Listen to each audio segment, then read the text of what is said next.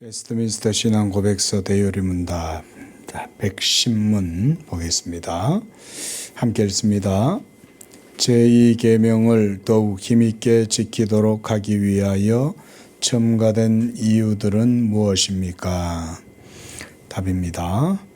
제2계명을 더욱 힘있게 지키도록 하기 위하여 첨가된 이유들은 다음의 말씀에 나타나 있습니다. 나 여호와 너의 하나님은 질투하는 하나님인즉 나를 미워하는 자의 죄를 갚되 아비로부터 아들에게로 3, 4대까지 이르게 하거니와 나를 사랑하고 내 계명을 지키는 자에게는 1000대까지 은혜를 베푸느니라. 여기에 담긴 이유들은 첫째, 우리 위에 있는 하나님의 주권과 우리에 대한 그의 소유권, 둘째, 자신의 예배를 향한 열정적인 열심, 셋째, 모든 거짓된 예배를 영적 음행으로 여기시며 그에 대한 보복적 진노, 넷째, 이 계명을 깨뜨리는 자들을 자신을 미워하는 자로 여기시고 여러 세대에 이르기까지 벌하시겠다고 위협하심, 다섯째, 이 계명을 지키는 자들을 자신을 사랑하는 자로 여기시며 여러 세대에 이르기까지 자비를 베푸시겠다고 약속하심입니다. 제2계명, 나 외에 다른 신을 내게 있게 하지 말고 또 위로 하늘에 있는 것이나 땅의 아래 물속에 있는 것에 그 어떤 것도 만들지 말고 그것들에게 절하지 말고 그것들을 섬기지 말라라고 하신 이 계명을 더 능동적으로 여기서 힘 있게 이렇게 이제 번역이 되어 있지만 적극적으로 이렇게 좀 보시면 되겠죠. 자, 그렇게 하기 위해서는 동기가 있어야 되겠죠. 그렇죠? 동기. 그래서 첨가된 이유들 그게 바로 우리가 방금 읽었던 나 여호와 너의 하나님은 질투하는 하나님이시요.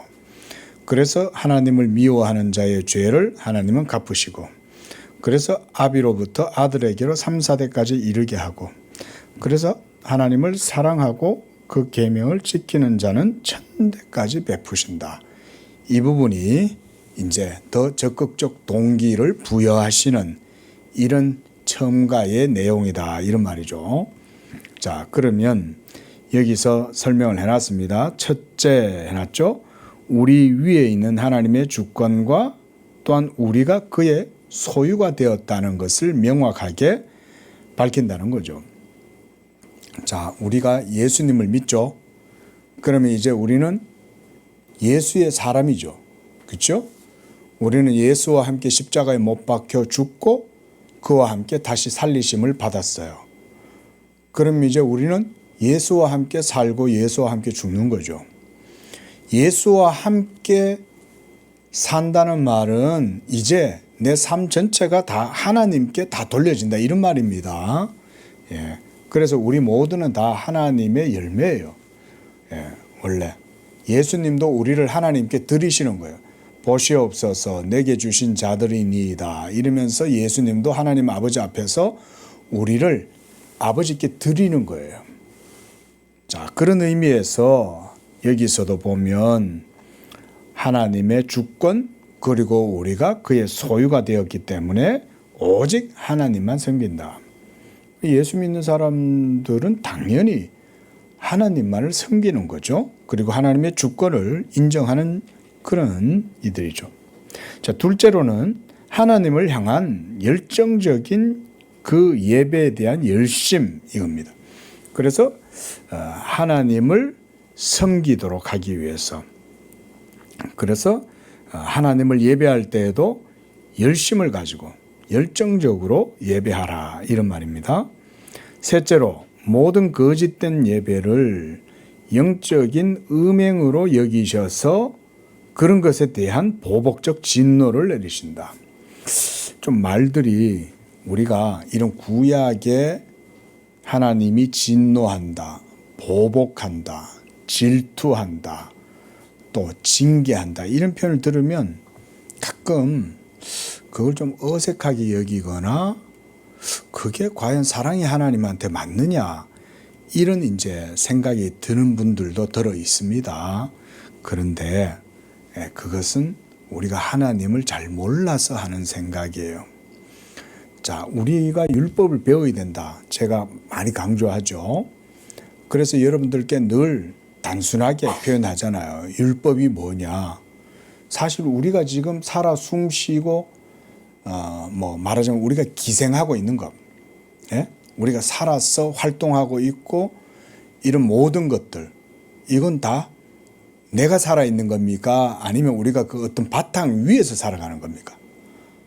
바탕 위에서 살아가죠. 그렇죠? 오늘 하루의 날, 데이 이것도 하나님이 우리에게 허락하신 거죠. 또 우리가 걸어다니고 앉아있고 누워있고 하루의 모든 삶이 가능한 건 이 모든 물리적 세계와 질서가 우리의 세계를 받쳐주고 있기 때문에 우리가 살아가는 거죠. 아닙니까? 맞잖아요. 근데 사실 여기 생각하는 분들, 이렇게 생각하는 분들이 거의 없거든요. 우리 양재교회 성도들이나 이렇게 말씀을 들으니까 율법은 그런 거구나 이렇게 듣지, 율법을 마치 고대의 무슨 함무라비 법전처럼 그렇게 생각하시면 안 돼요. 여러분 그 함무라비 법전하고 모세 율법하고는 전혀 다른 거예요. 그래서 이제 예전에 비평하고 이런 사람들, 양식 비평하고 이런 사람들, 그런 사람들은 모세의 율법은 고대 근동에 무슨 그런 함무라비 법전이라든가 고대 다른 이방의 나라들에게 흉내낸 거다. 여러분 그런 게 아닙니다. 절대로.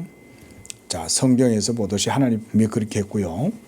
모세에게 주신 거죠. 그리고 그 모세에게 주신 율법 자체는 이 모든 세계를 창조하신 말씀과 특성, 본성, 본질 이런 게 다르지 않아요. 요게 여러분 잘 이해하셔야 돼요. 그러니까 제가 그래서 멀리서 예를 안 들잖아요. 이런 사물을 가지고 말씀을 드리는 거예요. 이 컵, 이거 불에 1000도 넘는데 구웠잖아요. 그러면 벌겋게 달았을 거 아닙니까? 진흙으로 만든 게. 그러면 이게 이제 불에 구워져 가지고 이게 이제 안에 있는 원자 구조, 분자 구조가 바뀌었잖아요. 그래서 이게 단단한 이제 이런 도자기가 된 거죠. 그러면 그거조차도 하나님의 율법의 특성에 의해서 규정되고 변화되는 거예요. 제가 이렇게 직접적이고 간단하게 설명을 드리는 이유가 뭐냐면 율법을 멀리 있다고 생각하지 말라는 거예요.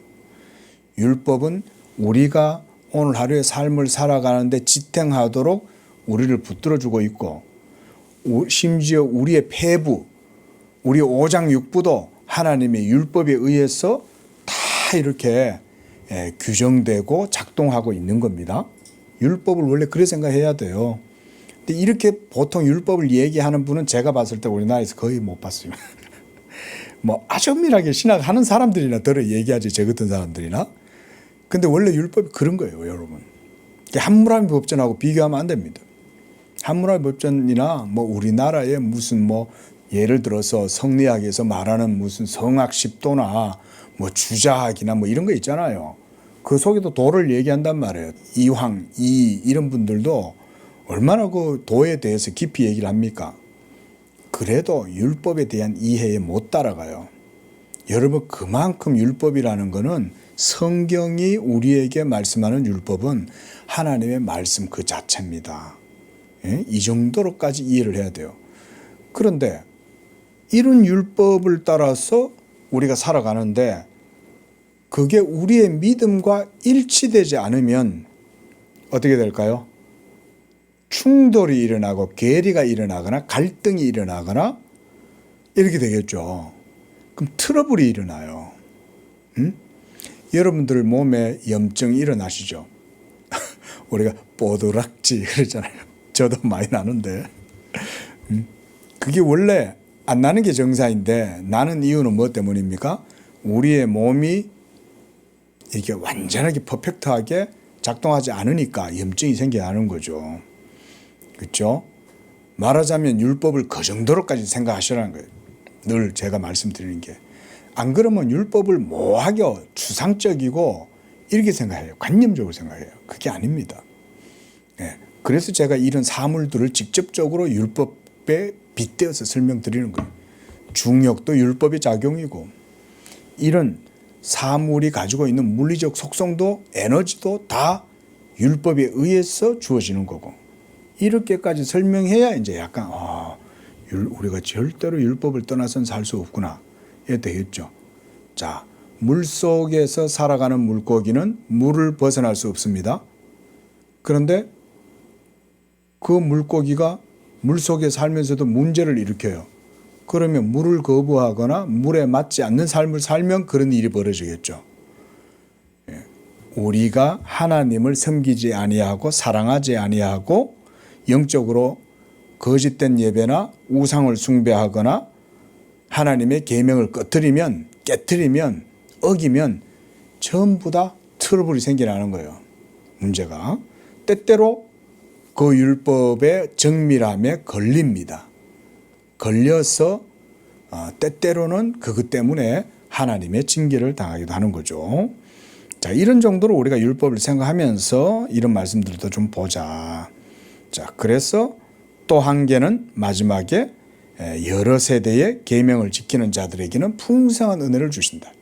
자, 잘못하면 3, 4대까지 하나님이 공의로 반드시 그 값을 되돌려 받게 해요. 근데 지키는 자들한테는 공의가 적용되는 게 아니라 은혜의 풍성함이 적용돼요. 그래서 여러 세대에 걸쳐서 여러분들의 믿음의 행위를 하나님이 자손들에게 복을 주신다. 이런 말인 거예요. 자, 이 정도로 율법은 우리의 삶에 직접적인 영향을 미친다. 이런 의미로 보시면 되겠어요.